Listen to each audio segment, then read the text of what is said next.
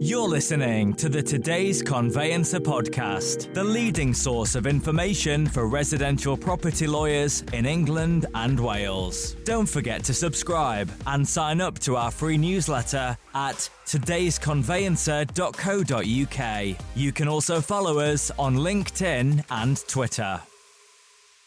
Hello and welcome along to the latest Today's Conveyancer podcast. Today I'm chatting with Clare Yates. Clare is the founder of CY Training Works. That's right, isn't it, Clare? Yes, that's right. Thank you very much indeed for joining the podcast. My pleasure. Thank you for asking me, David. I'm going to ask you to introduce yourself in a second. Today's conversation is all about looking at what 2023 holds for conveyancers and how they are going to perhaps change, perhaps tweak the way that they deliver service, the way that they communicate with clients, because 2023 will see a normalization of transaction volume, and instead of work simply coming through the door, I think we largely anticipate people are going to have to start winning it. We're going to have to go out and win clients again. So it's going to be a really interesting year, no two ways about it. Let's start though. Tell us a little bit about yourself, because you've got a really varied background, I think it's fair to say. Yes. So I always start my training courses by slightly apologising to solicitors and conveyancers by saying I used to be an estate agent. I am a freelance trainer. I specialise in customer service in the residential property industry. And I work with lettings and sales agents, but I also work with law firms, and I work with other suppliers as varied as the deposit scheme and various lettings suppliers as well. So yeah, a real myriad of different companies. And my experience as an estate agent was quite challenging in that I was part-time, but working 45 hours a week. Which everybody found quite funny. And I had the privilege of going from part-time estate agent to new build. I went from new build to listing holiday cottages for English country holidays and country cottages. And then from there, I was asked to join Live as their very first business manager. And my job was to visit every estate agency that referred to them with a bag of donuts, affectionately known for a while as the Doris with the donuts, which I'm not sure was the right phrase. I started off with 100 branches and it was very manageable for a young mum of 3 kids. But by the time I left that position, I was looking after over 2,500 estate agency branches and managing over £8 million worth of revenue that was being generated through referrals. So it's quite a big thing. And a lot of my job was actually mediating between law firms that were quite aggrieved at the way that estate agents spoke to them and estate agents frustrated at the speed at which a law firm was working. And that's really what started me on my training route. People asked me to come in and talk to their staff about what it felt like to be on the other side. And so I'm one of those rare people that actually literally does see both sides of a transaction from that desktop, really. And that insight is part of what we want to talk about today, because I've mentioned about this normalization in transaction volumes. How do you think conveyancers need to set out their stall to truly differentiate their offering? Because I think to the outsider looking in, most conveyancers are very similar, aren't they? They've been exceptionally busy. So I think first and foremost, I'm going to pay tribute to every conveyancer that has stood the distance or gone the distance through the pandemic and out the other side. It's been incredibly challenging, and transactions must have been blurred one to another with the sheer amount of work that was on their desk and the speed at which they were being asked to accomplish a completion. But the simple fact is that for me, every transaction is a human story of somebody deciding to move home, which is a stressful thing to do. It involves hundreds of thousands of pounds in most cases, families, pets. And it may involve death, divorce and debt, but it also involves school timetables and job moves. So for me, the firm that can show that they understand the journey that the client is taking, not just in terms of selling and buying, but what that means to them, what it actually means to them, and to give them the services that they need in a way that reflects that particular circumstance. So we're not talking about transactions, we're actually talking about helping people move. That, to me, is the most important thing. And presumably that starts right at the outset. It really starts with that inquiry piece, how you deal with somebody when they first come across your website or perhaps pick up the phone to you. Yes, and those conversations are real deal breakers for many people. Showing empathy, sympathy, excitement, just asking people what's the reason for the move can give you insight into timelines, deadlines, things that are going to come up and bite you a little bit later if you don't know about them. Understanding who's involved in the move, whether it is sadly a separation or whether it's actually helping mum to move in with you, or whether it's whether it is that the kids been unhappy in a school, or anything like that, or because something's happened and they need a bungalow or they need a bigger house, whatever the change is. So having a really nice conversation, taking the time at the start, can save masses of time later in trying to find out why somebody is behaving the way they are. And just asking somebody, how are you feeling? Some people say I'm terrified, and other people are going, it's okay, I've done it loads of times. And that will tell you how you need to manage those expectations. So it's great to start a call by asking some really good questions. And then how do you ensure that empathy, that communication piece stays throughout the transaction? Because that's the challenge, isn't it? It's very simple at the start, realistically, to have that nice conversation, to invest that time. But most conveyances are running 50, 70, 100 cases. How do you make sure that you maintain that line of communication? So I think it's a bit like a relay race, and it isn't just one player. And I'd like to think, with certainly the larger law firms, that you have somebody that is your front of house, your reception, not reception in the old fashioned phrase, but as in a warm welcome to the law firm. My job is to give you the information you need to decide whether or not to instruct us. And all of that information is then taken and recorded, all of that useful information, and it's then passed to the person that is going to help them move. So in other words, we're not interrupting a busy fee earner to do a quote for new business that may or may not instruct. We get somebody that's really skilled at building relationships quickly to do that first call and then pass it to them. The next thing is, of course, that the fee earner needs to read those notes and then make a welcome call themselves to say, hello, my name's Claire. I'm going to be looking after you on this move. I understand from my colleague, can I just check a few bits and pieces? And off you go. So that information must be taken from one colleague to another, or at least written down, because you're going to go on holiday, you might have a day off, and somebody else needs to deal sympathetically with that client. Heaven forbid the conveyancer has a day off. You make this sound so simple, Claire. It's not. No, there are lots and lots of very proud, and rightly so, conveyancers out there that really think that the best person to quote for new business is them. And the very best person to advise their client on anything to do with home moving is them. But in reality, if you instruct any professional, it is normally somebody at the front of house will be advising on fees and taking instructions. You would not normally expect somebody who's already serving a customer to stop serving that customer to go and just quote for business. So I think that winning new business is a skill in its own right, and it can be done by really, really brilliant front of house people. And let the conveyancers deliver that excellent technical service that they do with the information that's been gathered for them, so they can give that personal side. If they had less interruptions and dealing with new business, whether or not these people do actually go ahead or not, then they could be so much more efficient. I think one of the biggest takeaways that I've had through the discussions that I've had through these podcasts is that this mantra that no update is an update is really important for consumers, that even if nothing is happening, they need to be kept abreast of that situation. Yes, because if I haven't heard anything, I'm going to call. So I'm calling to find out what's happening. So no news is always news. But the other thing that I've discovered by my work with conveyancers of late is that the reason that they're getting so many interruptions in the day is people don't know when they're going to hear or on what premise they will hear. This I will call you when I've got some news doesn't cut it with somebody that's really anxious.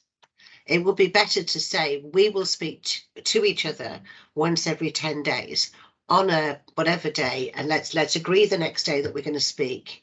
Agree a time, don't give them too tight a time because you might be stuck on the phone, but say between 10 and 10:30 or between 10 and 11, next Thursday we'll speak. And then regardless of what the situation is, we can have a chat then.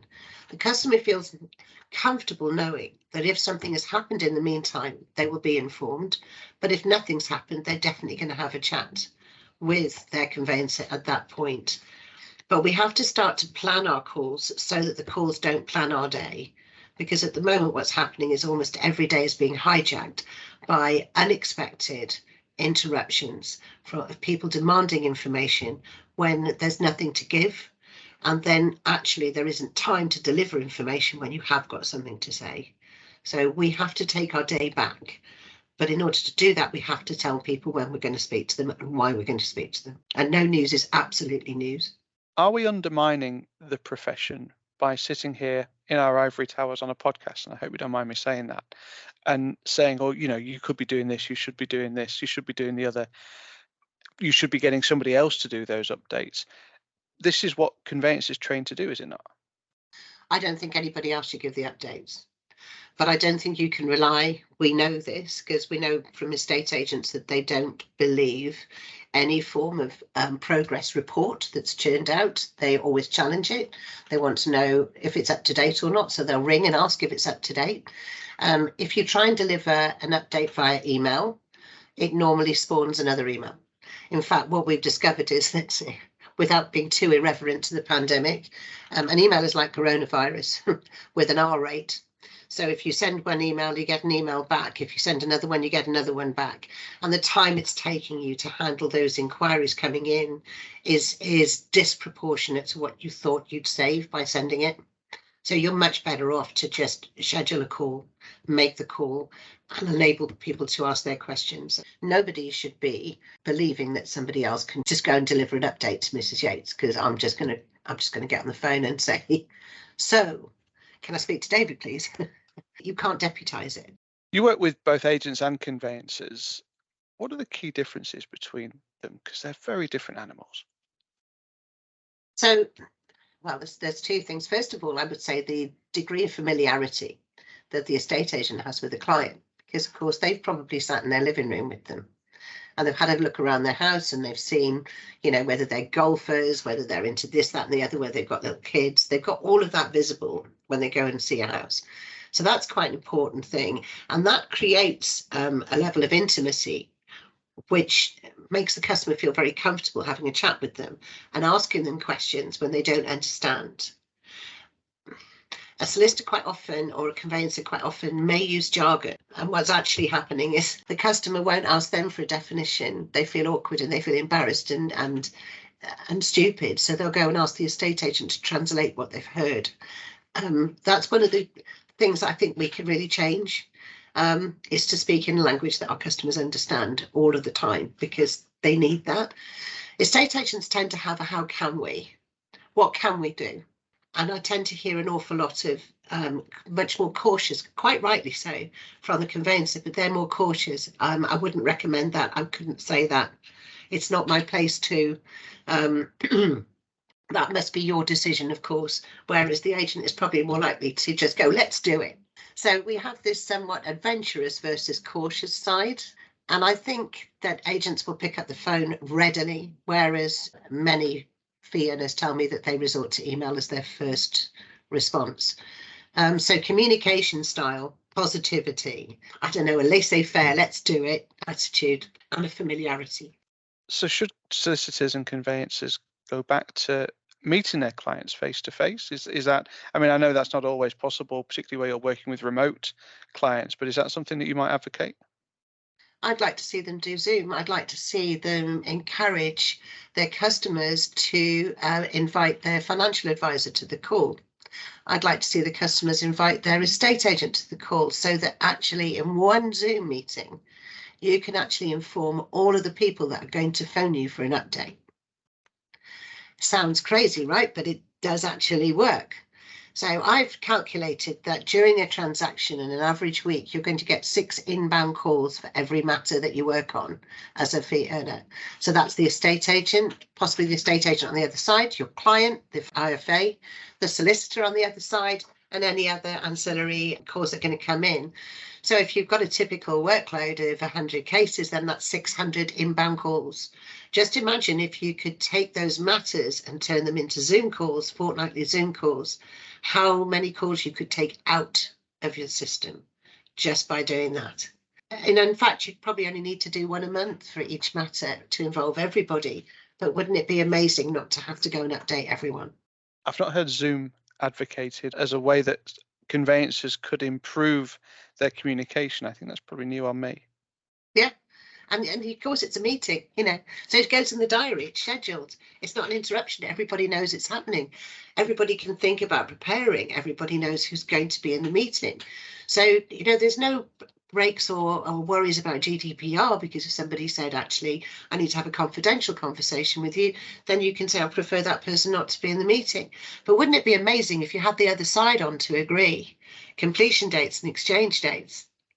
Wouldn't it be amazing to actually have people talking about the plans that they've got for the next 6-8 weeks and what might stand in the way of all of that happening?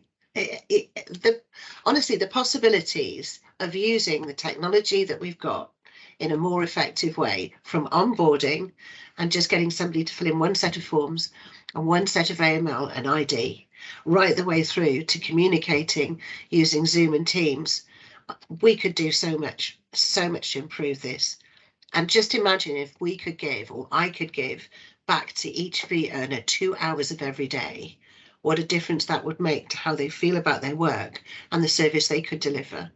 I love your passion, and I know it's something you're passionate about because we've spoken about it so many times before. When you come out of a training session with a conveyancer, what are the biggest things that you're taking away from that, particularly at the moment, as we come out of the pandemic, as we're starting to look at what 2023 holds? So the first and foremost is, I know if I've made a difference because they're smiling. They quite often, when I go into the room, there's a fair few of them with their arms folded. Some of them said, I don't know why, didn't know what to expect. But for somebody to listen, really listen, and to help them to stand away from their desk, metaphorically, and look at the job from the customer's perspective.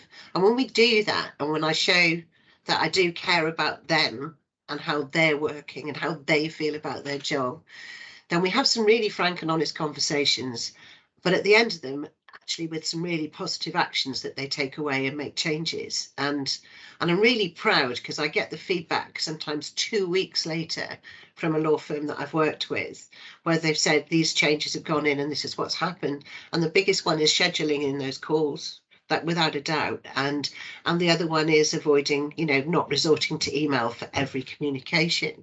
Just those two things alone can transform the way that that people manage the workload and the way that the customers are taking over their days. And one of the things you were saying to me before we started recording, Claire, was something I'd not thought about, which is that some fee earners may be concerned that becoming more efficient may not actually reduce their workload. So one of the things that, for me, a fee earner is scared that if I help them to become more efficient, that they'll be asked to take on more work. So it's really important to me, before the training starts, that I've had a conversation with the head of conveyancing or their line manager, and make it absolutely clear that if we can actually help them to manage their caseload more effectively, it's not so that they take on more work, but actually so they can deliver a better service, and so that they feel really proud of what they've done at the end of each day. For them to actually look forward to going to work and to actually know that they are making that difference, and to build a stronger connection with partners like the estate agents, to have that time back. So I don't see that helping somebody to become more efficient necessarily means more work. It should be the opposite. It should be a better work-life balance, and hopefully an improved well-being as well. Two questions come out of what you've just said there, Claire. The first one is, you said about having honest and frank conversations. Does conveyancing have to have a really honest and frank conversation with itself? Are we doing the best that we can? Are we delivering the best that we can for clients?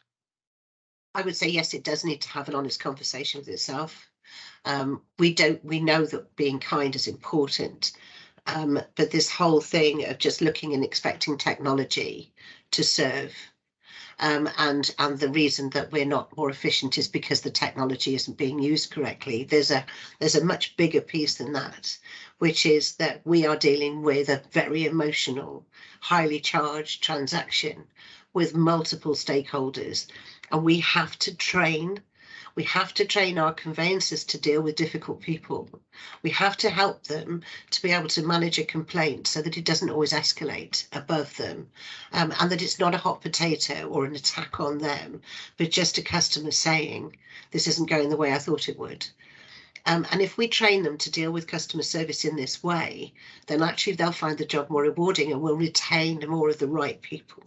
Because that's the other thing. We need to make it a job that's attractive to new people, and we've got to retain the talent that we've got. But if we're literally saying goodbye to some of the best in the business because we've treated them badly, then we're making a huge mistake, and technology won't solve that problem.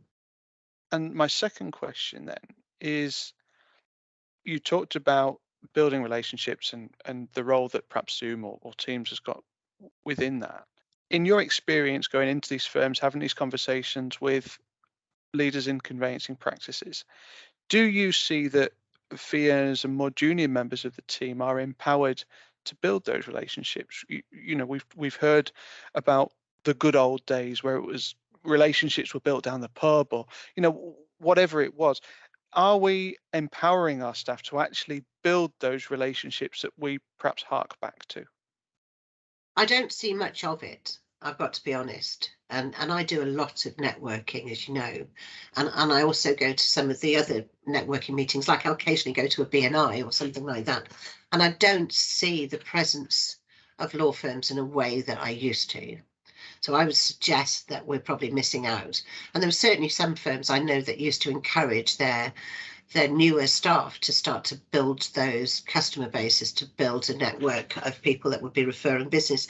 But now I don't see that in the same way. And now you can't really make brand an entire legal sector with one brush, because I'm sure there are some that operate very differently. But if you're not proud of what you do, and you don't feel valued in the way that we should be making them feel valued, then how can you be an ambassador? Because that's effectively what we're asking them to do. And if you think, to be honest, it's all a bit chaotic and we can't handle any more work, then why would you go out and start talking about how brilliant your firm is? So we're going to need to get them to fall in love with the firm they're working for all over again in some cases. And we're going to need to help them to believe that they can handle new work before they can start. So if we're looking at 2023 and differentiating and winning business all over again, we're going to need to come out of the wartime mindset that we've got in at the moment, and come back out looking and saying, yes, we can take some more on, and being excited about the growth of your law firm as opposed to just barely managing. So there's a lot there. Yeah, just to unpick that, you called it almost a wartime culture, isn't it, that's happened within conveyancing? That's going to be really difficult to break out of. Yeah, the make, do, amend. You know, that call will have to wait. That email will have to wait. I asked one set of conveyancers what would be an acceptable service time to wait. So in other words, if I've given you an instruction, how long should I wait for the welcome call? And somebody said, I don't want to give you that time. And I said, what do you mean you don't want to give me that time? I don't want to put a number on it because I might not achieve it. And if I don't achieve it, that's another stick to beat me with, isn't it? And that's how they felt. I found that quite shocking I said, even if it was pessimistic and you said it's going to take a week, she said, no, I wouldn't even want to say that. So I said, so we're actually not being able to manage anyone's expectations because we're frightened that we won't be able to achieve it. She said, yeah, so how could you advertise your law firm when that's how your fee earners are feeling, if you like? So we've got a lot to do to say it's okay to put your head back up again. It's okay. We're not going to ask you to work that hard ever again, because actually we shouldn't. And if it's that we took too much work on, well, somebody made that decision to take too much work on. So we have to look and say, what was the impact of taking too much work on? We lost staff. That's not good. But some of this is about they didn't know how to deal with the general public. So when people are screaming at them, they have no defense mechanism. They have no tools to be able to diffuse that dissatisfied customer. And if that happens, then you just end up feeling demoralized and just say there's got to be an easier way to earn a living. So a lot of what I do is, it's not necessarily therapy, but it's about, as I said, making them love the job again, and realizing how important they really are and how they are perceived actually as essential. But we do have to pick them up and dust them down and give them a proverbial hug for those who want it. And equipping them with the right tools for the job, because Yes. on a practical level, they know the law. Yeah. They know how to do a conveyance. But I think it's fair to say that a lot of people come out of university training, whatever their route into conveyancing is, without really understanding the human element of the role. Yes, but if we look at private client, because we're dealing with death and incapacity, and then we've got moving home, because it is such a difficult one, and the number of different stakeholders involved in one transaction. And of course, when you're dealing with child care or anything like that, that's a wholly different one. But I was quite surprised, because my sister is a barrister and she specialises in guardian cases. And I said, what customer service training have you had, or dealing with difficult people, psychology? Nothing. So even at her level of the law, there is nothing there to help people with the psychology of the client. So we do have to do something to help them. Absolutely, we do. Now, this is my soapbox, Claire. This is professional services. You become a head teacher by virtue of the fact that you're a good teacher, not necessarily a good administrator. You become a senior partner in a GP practice because you've been there the longest. These roles are foisted on people who don't always seek them either. Yes. And professional services has got to wake up and smell the coffee around this, hasn't it? Yes, and it comes with, saying to somebody, you're going to be a good manager because you've been there a while. It doesn't make you a good manager of people. It doesn't make you a leader. So you're absolutely right. But I think when you're dealing with something that's emotionally charged, as home moving, with the sheer enormous sums of money involved, and the fact that there is no certainty of a happy ever after, there is no certainty in the transaction until exchange of contracts. And even then, potentially, something could still go wrong. To deal with all of that in one giant gamble and not have any of the psychology training to deal and diffuse people's temper tantrums, the tears, the sometimes when they're not talking, you must be able to read and understand a human being, even in the most basic form. And even if you went to work for Marks and Spencer's or any major retailer, you would be given some training on how to deal with customers. So there is no profession that's above that. We're fast running out of time, and I love chatting to you about this because it's a really interesting subject. Could you share, and you don't have to give us your whole training manual, but could you share some tips, some messages that conveyancers can use in their day-to-day roles that you found work? So first one, before you write that email, think about whether it would be better to call. What are you trying to avoid by writing the email? If you're avoiding a difficult conversation, I can promise you that the email won't avoid that difficult conversation. They're still going to ring you, and at a time to suit them, not you. The second thing is listen to conversations around you and start to be aware of the language that you're using. If your conversation is full of jargon, you are actually making the customer feel stupid, and that actually quite often creates a difficulty where there isn't one. So are you talking in a language that they can understand? And the third one, which I just think is so powerful, I want you to imagine you're looking after your nan, you're dealing with your nan, or somebody else is serving your nan. So if you say, I'm going to call this afternoon or later today, you know that if you said that to your nan, she'll sit by the phone all afternoon telling everybody that she can't take any calls because she's waiting for her call from her solicitor. Don't do that. Say, I'm going to call between 3 and 4.